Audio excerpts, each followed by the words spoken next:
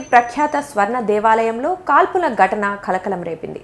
పంజాబ్ మాజీ ఉప ముఖ్యమంత్రి శిరోమణి అకాలీదళ్ పార్టీ నేత సుఖ్బీర్ సింగ్ బాదల్పై గుర్తు తెలియని వ్యక్తి కాల్పులకు యత్నించాడు. శిక్షలో భాగంగా స్వర్ణ దేవాలయ ప్రవేశ ద్వారం వద్ద సుఖ్బీర్ చక్రాల కుర్చీపై కూర్చొని సేవాదార్గా ఉన్న సమయంలో ఓ వృద్ధుడు ఆయన్ని సమీపించాడు. కొన్ని అడుగుల దూరంలో ఉండగా ప్యాంట్ జేబులో నుంచి తుపాకీ తీసి సుఖ్బీర్ సింగ్ని కాల్చేందుకు ప్రయత్నించాడు.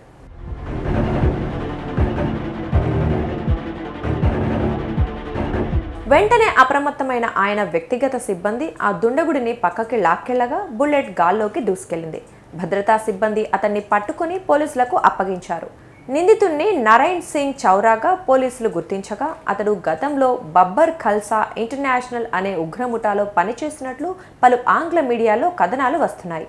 ఈ ఘటనలో సుఖ్బీర్కు ఎలాంటి హాని జరగకపోవడంతో అందరూ ఊపిరి పీల్చుకున్నారు.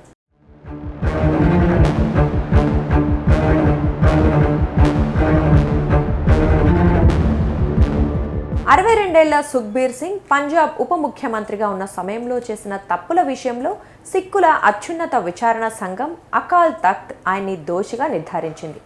ఆయన కూడా తప్పులను విచారణ సంఘం ఎదుట అంగీకరించారు.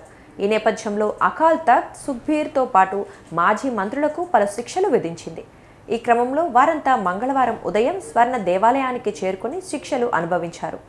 మరోవైపు సుఖ్బీర్ కుడికాలికి దెబ్బ తగలడంతో వైద్యులు పెద్ద కట్టు వేశారు. దీంతో ఆయన వీల్ చైర్కే పరిమితమయ్యారు. అయినప్పటికీ మంగళవారం ఉదయం వీల్ చైర్లోనే స్వర్ణ దేవాలయానికి చేరుకొని తాను చేసిన తప్పులు పలకపై రాసి దాన్ని మెడలో వేసుకొని స్వర్ణ దేవాలయం ప్రధాన ద్వారం ముందు చేతిలో ఈట పట్టుకొని కాపలాదారుగా విధులు నిర్వహించారు.